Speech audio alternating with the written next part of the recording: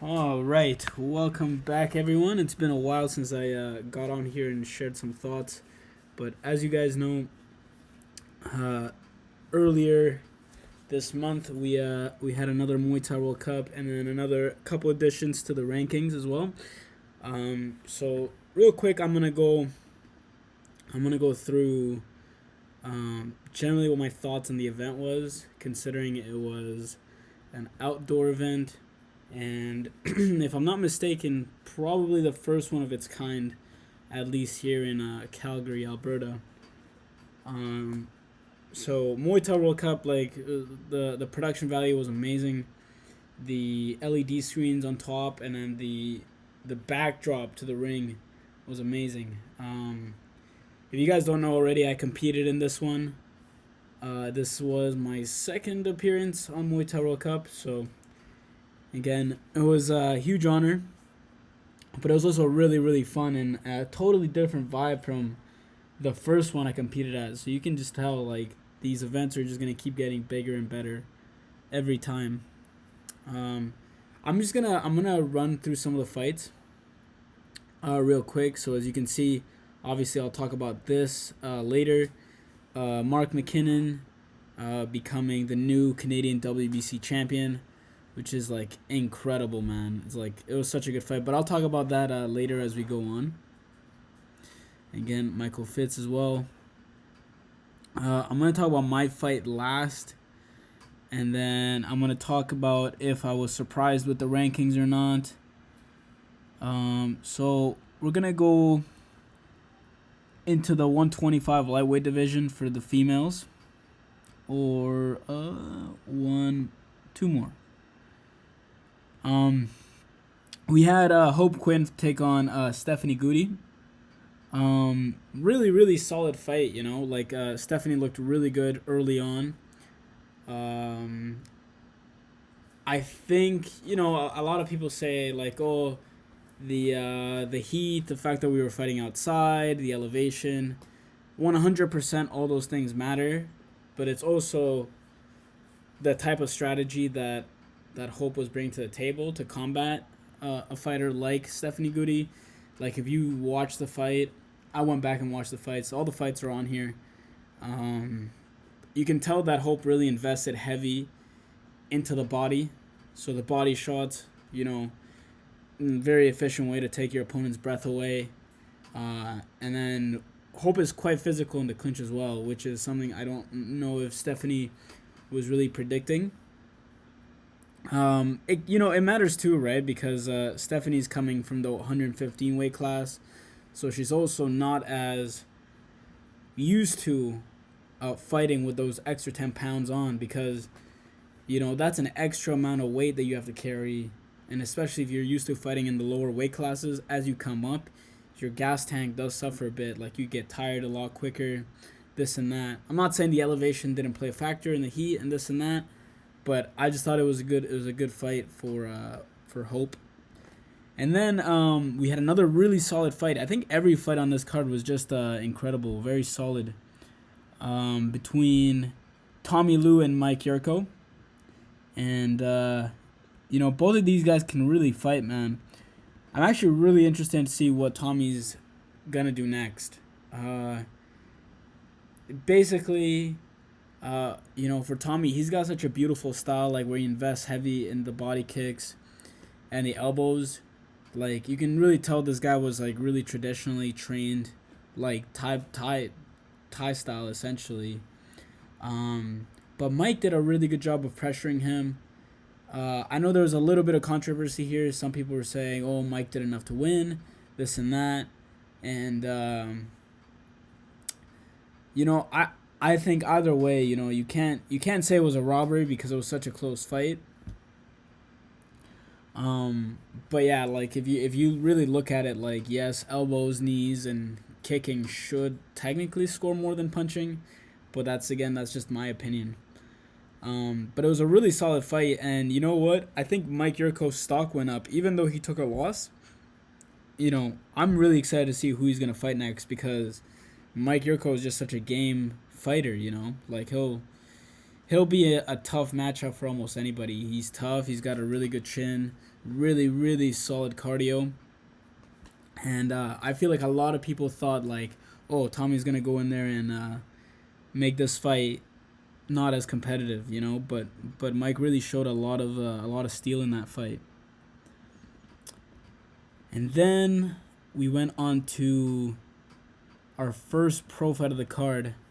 My man Michael Fitzpatrick defeating a really, really game Justin Parsons, you know. It was really interesting to see the difference in styles because you could really tell how surprisingly fast Justin Parsons is with his hands and feet. But it was just a matter of the clinch. And if there is one thing I didn't necessarily enjoy about the fights this time around is how aggressive the ref was in breaking the clinch, because you have to understand the clinching is a total complete aspect of this Muay Thai game. If you don't have good clinching ability and your opponent does, it can change the whole fight around very, very fast. So Michael Fitz, you know, he's been in Thailand for a while. He's trained in Thailand. Very physical, very strong in the clinch. Understands grips, understands elbows. You know, when on the feet, it was pretty close. But then as soon as they clinched up, you could tell there was a big difference in the clinching quality. And he was just able to just get him to the body and then take him out quick. But Justin Parsons, man, like I'm a fan of that guy. I think he's a tough test for anybody. And it's funny because I know my another buddy of mine, Quinn, he just recently signed a pro contract, and I think Justin Parsons is no joke. I think he's a challenging fight for anybody. And then we had our co-main event, which was Devin Littleshields versus Efi.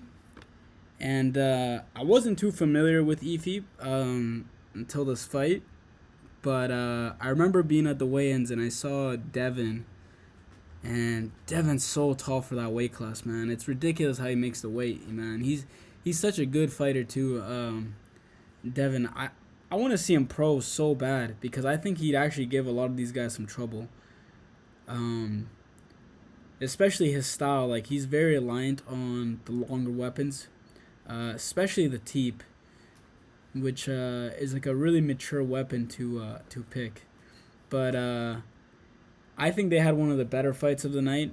I think all the fights were really good, but this one was one of my favorites.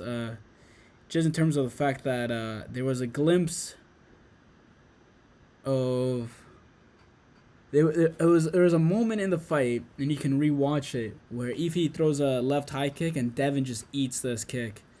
It was bad. It was a solid connection, but Devin was winning the points until then. But this left kick was solid connection. You could definitely tell it compromised Devin for a little bit, but good on him for being able to weather that out and still come back with the victory. And again, Efi's, he's a young guy, and he's already number 6. I can't wait for him to turn pro even. I think he's going to give guys like, Phil Angaroff and on all these OGs, the run for their money, really. It's it's a surprisingly really competitive weight class, especially for the local guys here. So I think Efi is a great addition to any card. And he's a nice guy. And then, last but not least, we had Mark McKinnon fight on Tim Lowe,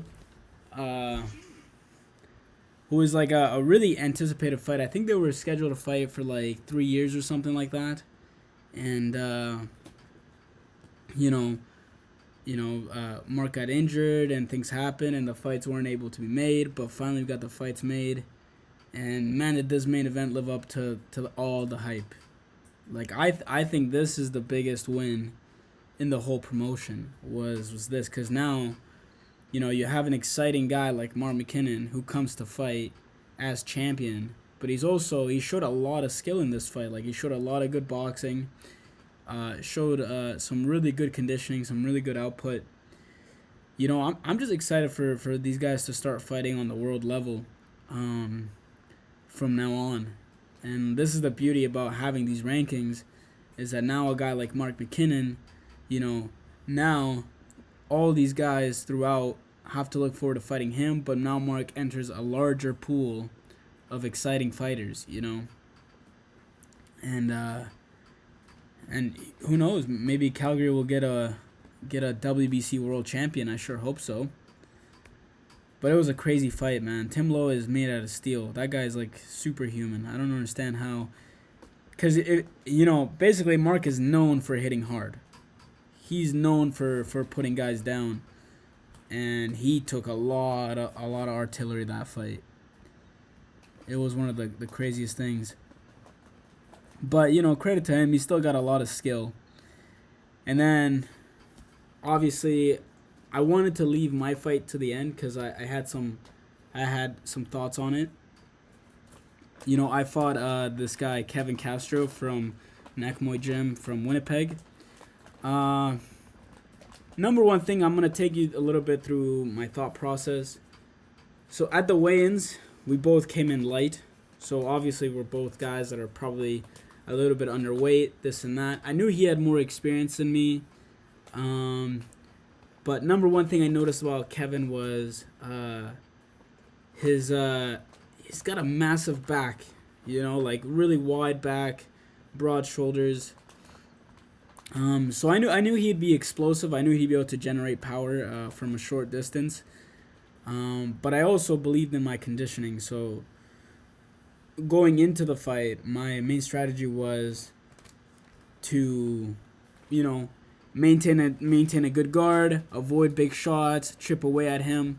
I would have liked to actually hit him more to the body and to the legs. I believe I had him compromised later on in the fight with the leg kicks. So I should have been more aggressive with that early on. But, you know, you live and you learn. And I was also, I'm not going to lie, I was a little bit tentative because, you know, my last fight was a year ago. And number one thing is I just didn't want to go out there and embarrass myself. But on hindsight, I feel like I definitely could have stepped on the gas a little bit more. But the judges had it a majority decision. I disagree. I personally thought I won rounds 3 to 5. If I'm being honest, you know, I love Kevin. He's a great guy, but I didn't think it was that close. I think if that was a pro fight and we had an extra 5 more minutes of fighting, I think I probably would have had him, you know. But all credit to Kevin. I would rate Kevin as probably one of the toughest guys I've fought so far. 100%. Yeah, I mean, other than that, he didn't really. He threw a couple big shots that almost landed that, you know, kept me honest, but realistically I should have gone for the leg kicks a bit more. But as you can see, you know, we haven't really added too many.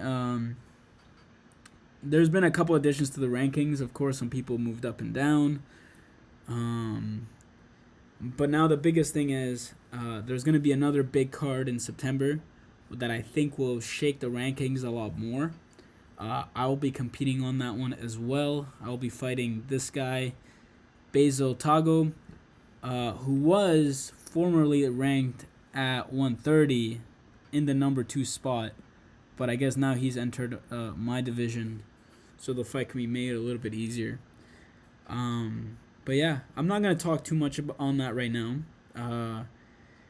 But I was thinking, you know, this event was fantastic to have because if you guys don't know, in Calgary, at the time of this event, we were still in, like, major lockdown. There still hadn't been, like, any live events or anything like this. And from top to bottom, man, this card delivered. So they're just going to keep getting bigger and badder, so it's good. And I appreciate the matchmaking on Muay Thai World Cup, you know. Like, they're not really hiding anyone or sheltering anyone. So, good quality fights in the making. Alright, guys, those were some of my thoughts. Let me know what you guys think, if you agree or disagree with anything I said. This and that, and yeah, I'm out.